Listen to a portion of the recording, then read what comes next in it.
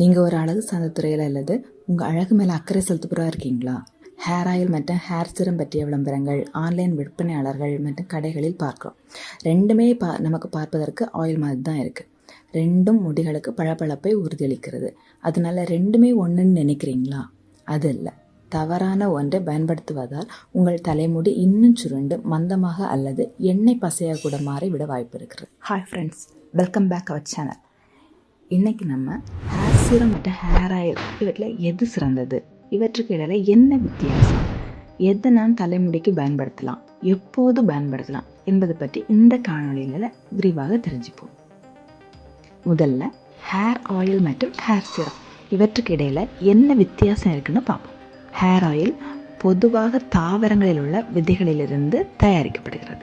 எடுத்துக்காட்டாக தேங்காய் எண்ணெய், ஆர்கன் ஆயில், பாதாம் ஆயில் மற்றும் குறிப்பிட்ட வகை எண்ணெய்களில் மூலிகைகளை சூடாக்கி பல செயல்முறைகள் மூலம் தயார் செய்து விற்கப்படுகிறது.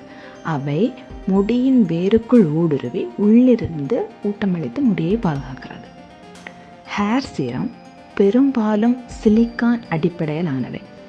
முடியில் வெளிப்புறத்தில் ஒரு பாதுகாப்பு அடுக்கை உருவாக்கி முடியை சுற்றுச்சூழல் சேதத்திலிருந்து பாதுகாக்கிறது மற்றும் முடிக்கு பளபளப்பை கொடுக்கிறது. வெளிப்புற வெப்பத்திலிருந்து பாதுகாக்கிறது. ஹேர் கலர், ஹேர் ட்ரையர் அடிக்கடி பயன்படுத்துகிறாக இருந்தால் அதன் மூலம் வரக்கூடிய சேதத்திலிருந்து முடியை பாதுகாக்கிறது.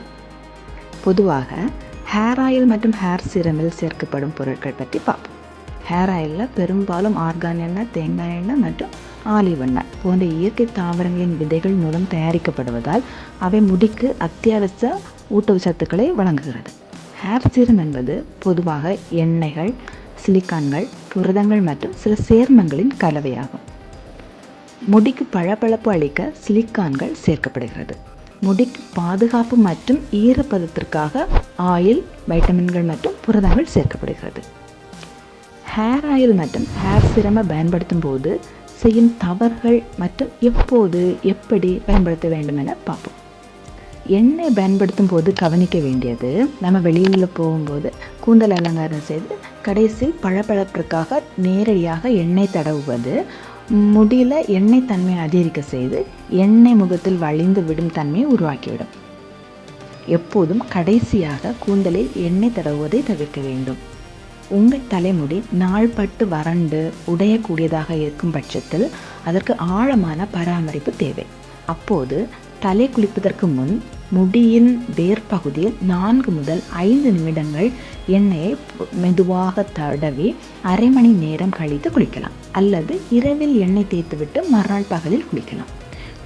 ஹேர் சீரம் பயன்படுத்தும் போது செய்யக்கூடிய மிகப்பெரிய தவறு என்னவென்றால் வேர்களுக்கு மிக அருகில் அல்லது அதிகமாக பயன்படுத்துவது. இது கூந்தலை எண்ணெய் பசையை ஆக்கிவிடும். ஹேர் சீரம் ஈரமான முடி அல்லது உலர்ந்த முடியின் மேற்பகுதியில் சில துளிகள் கைகளில் எடுத்து உராய்த்து தடவ வேண்டும். முடியின் மேற்பகுதியில் படுமாறு தடவ வேண்டும். கடைசி கூந்தல் அழகுக்கு ஹேர் சீரம் பயன்படுத்துவது மிகவும் சிறப்பு. இறுதியில் ஹேருக்கு ஹேர் ஆயில் மற்றும் ஹேர் சீரம் எது சிறந்தது என ஆராயும் போது இரண்டையும் பயன்படுத்துவது மிகவும் உகந்தது.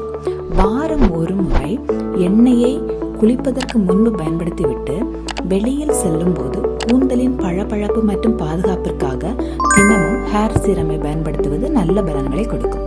அதாவது ஹேர் ஆயில் முடிக்கு உள்ளிருந்து ஊட்டமளிக்கிறது, ஹேர் சீரம் வெளிப்புற சுற்றுச்சூழலிலிருந்து முடியை பாதுகாக்கிறது. மேலும் ஹேர் கேர் டிப்ஸ் மற்றும் உங்கள் கூந்தலுக்கு ஏற்ற பெஸ்ட் ஹேர் சீரமை தேர்ந்தெடுக்க டிஸ்கிரிப்ஷனில் உள்ள லிங்கை கிளிக் பண்ணுங்கள். தேங்க்யூ.